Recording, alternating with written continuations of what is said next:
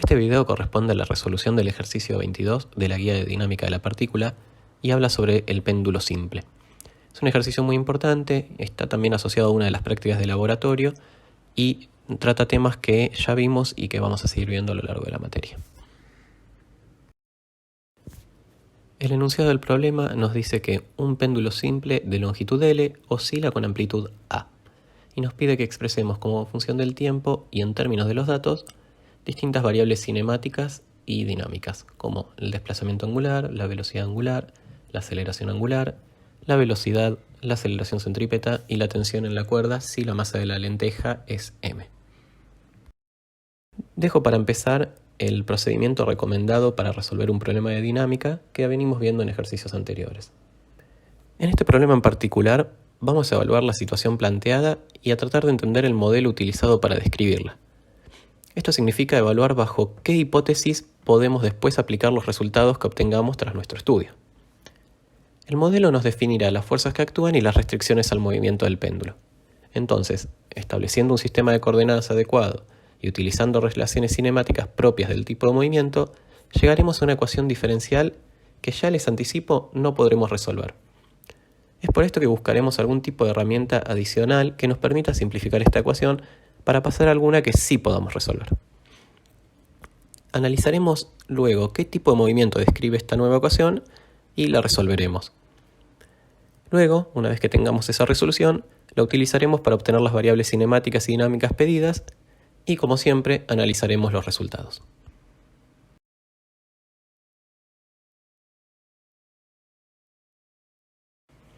Un péndulo simple es un dispositivo como el que se ve en el siguiente esquema.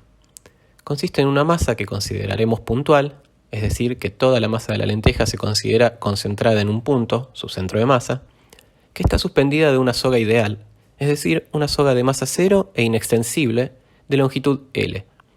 Además, el modelo considera que el rozamiento de la masa con el aire y de la soga con el punto de vinculación son ambos despreciables.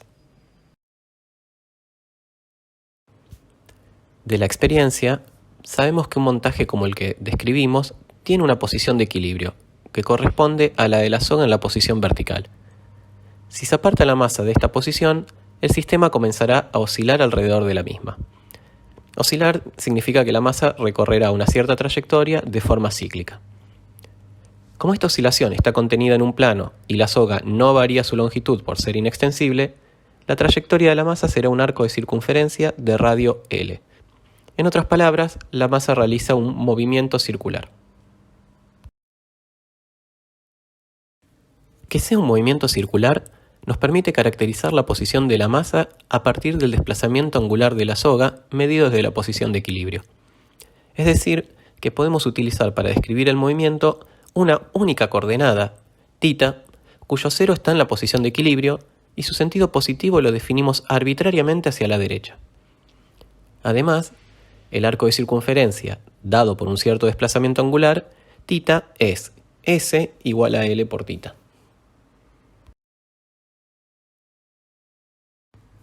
Analizado el sistema y el tipo de movimiento, podemos pasar a estudiar la dinámica del péndulo simple desde un sistema de referencia inercial. En este tipo de problemas, siempre hay que hacer el diagrama de cuerpo libre en una posición genérica, para que de esta manera sea característica del problema que estamos estudiando. Es decir, no conviene hacer, por ejemplo, o no debemos hacer el diagrama de cuerpo libre en la posición de equilibrio. Al hacer el diagrama de cuerpo libre en este caso aparecen únicamente dos fuerzas producto de las interacciones con la tierra y la soga, es decir, la fuerza-peso y la tensión. Por la naturaleza del movimiento, conviene utilizar un sistema de coordenadas intrínsecas para proyectar los vectores que surgen de la aplicación de la segunda ley de Newton. Así, obtenemos las siguientes ecuaciones escalares según las direcciones de los ejes. Y vemos que aparecen tres incógnitas: la tensión, la aceleración normal y la aceleración tangencial.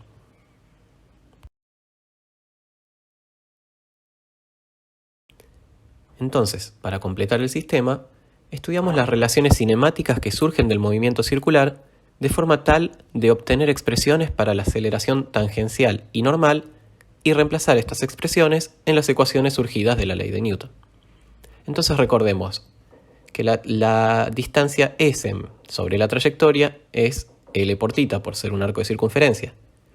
La velocidad y la aceleración tangencial las podemos obtener por derivación, donde la longitud L sale afuera de la derivada por ser la soga inextensible. Finalmente, la aceleración normal surge de la conocida expresión para movimientos circulares p² sobre r, que en este caso es L. Y esto es equivalente a decir L por ω². Entonces, reemplazando estas expresiones para aceleración tangencial y aceleración normal en las ecuaciones de las proyecciones de las fuerzas sobre los ejes de coordenadas intrínsecas, obtenemos dos ecuaciones nuevas, de las cuales nos vamos a centrar en la ecuación 2, ya que en la 1 interviene la fuerza-tensión, que es una incógnita. De este reemplazo surge la ecuación diferencial homogénea en θ, que llamamos 3. Este es un problema meramente matemático y, como anticipamos, no tiene solución analítica.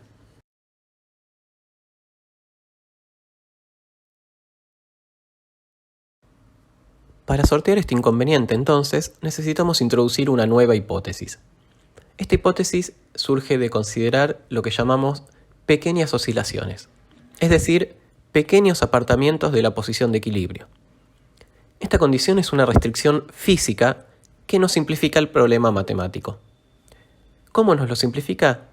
Bueno, hablar de pequeñas oscilaciones nos permite despreciar términos de orden superior al desarrollar en serie de Taylor las funciones seno y coseno en un entorno de θ igual a 0, que recordemos que es la posición de equilibrio. De esta manera, podemos decir que el seno de θ es aproximadamente igual a θ y el coseno de θ es aproximadamente igual a 1. Cabe preguntarse, ¿qué es un ángulo pequeño? Les dejo ese interrogante para que lo piensen e investiguen.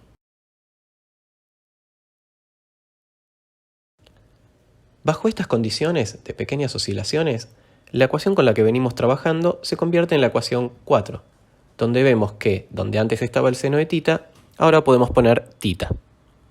Matemáticamente, esta ecuación diferencial nos dice que busco una función θ de t tal que su derivada segunda sea esa misma función por una constante.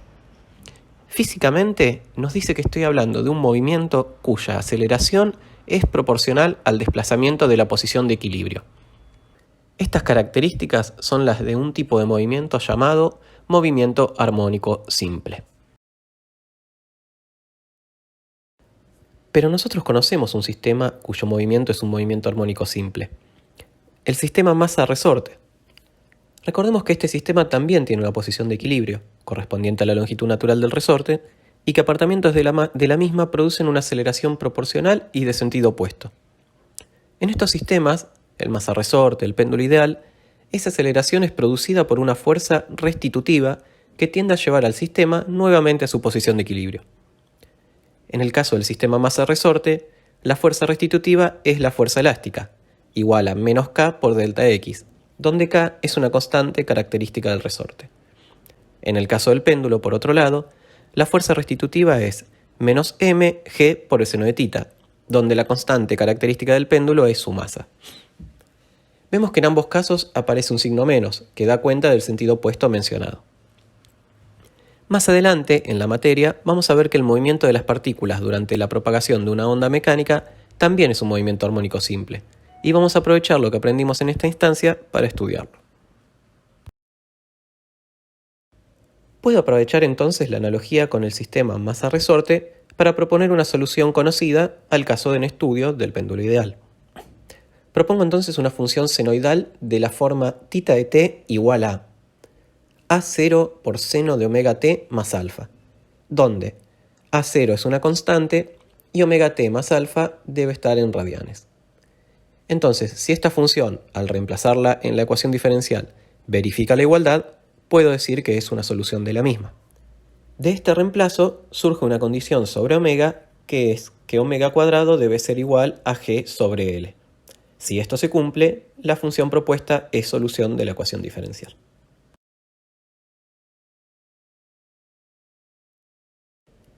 Bajo esas condiciones, la función 5 A0 por el seno de omega t más alfa es solución de la ecuación diferencial. En esta función definimos los siguientes parámetros.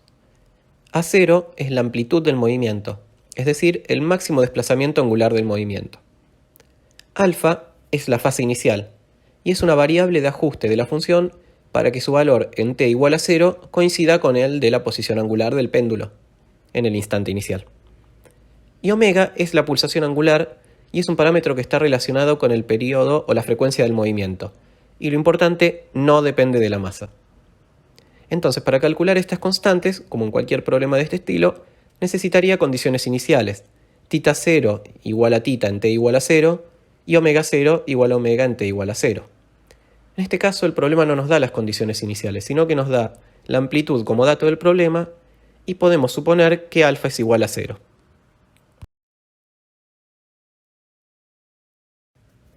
Resuelta la ecuación diferencial, calcular las ecuaciones horarias de las variables cinemáticas es simplemente aplicar la definición. El desplazamiento angular es la función tita propuesta, mientras que la velocidad angular y la aceleración angular surgen directamente de la derivación del desplazamiento.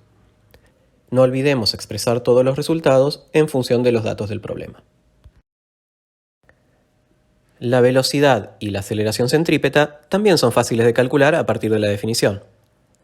Noten que en este caso dimos cuenta del carácter vectorial de estas magnitudes.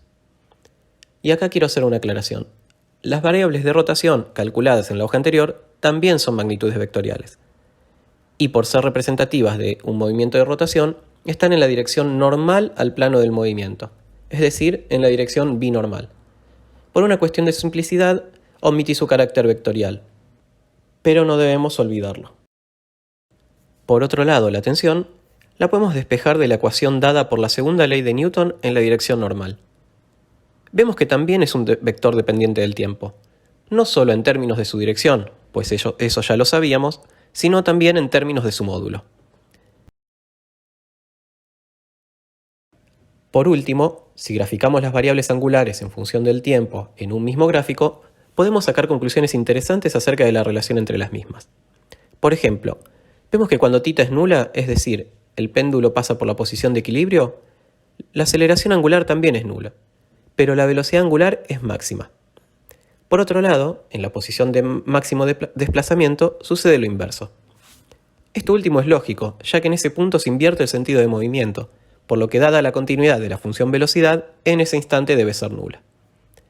Queda como propuesta para ustedes ver cómo se relaciona este comportamiento funcional de las variables angulares con el resto de las variables pedidas, es decir, con la velocidad, la aceleración tangencial, la aceleración normal y la tensión. Y con esto damos por finalizado el ejercicio 22. Como siempre, les sugiero que lo vean, lo analicen e intenten resolver este y otros problemas similares. Por supuesto, si tienen dudas de este o cualquier otro problema, no dejen de consultarlas.